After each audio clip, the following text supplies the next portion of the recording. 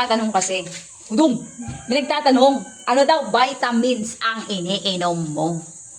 Oh, sasabihin mo ba? I-reveal mo ba kung anong vitamins? Ha? Bakit? Eh, hindi ko alam. Tinatanong nila eh. Oh, sabihin mo na itong vitamins yung iniinom mo. Ascorbic acid, we will see. Oh. Ascorbic acid yan, di ba? Ah, oy. Oh.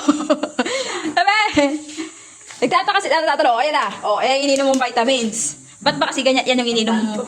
Ha? Papantok. Tapos, non-acidic kasi to. Ayan, sa mga may acid din, acidic. Ayan, non-acidic kasi to. Yan, ascorbic acid. Oh, check. Yan. Nakakailang pack na. Napakamura lang nito. Dito na kayo mag-order sa Yellow Basket natin kasi napakamura lang nito. Ha? FDA approved, of course. Syempre. Oh, 2027 pa yung pinaka ano niyan. Akin to? 2027 pa yung pinaka-expiry date niyan. Oh, di ba? Ay, naku po yung tubig. Oh, ngayon. Oh, sa mga nagtatanong, ayun na, alam niyo na kung vitamins niyan. Yan ang vitamins na ininom yan. Kaya inom lang ako. Sarap talaga. Ito kasi normally, pwede mo siyang i-take na isa sa umaga, isa sa gabi. Di ba?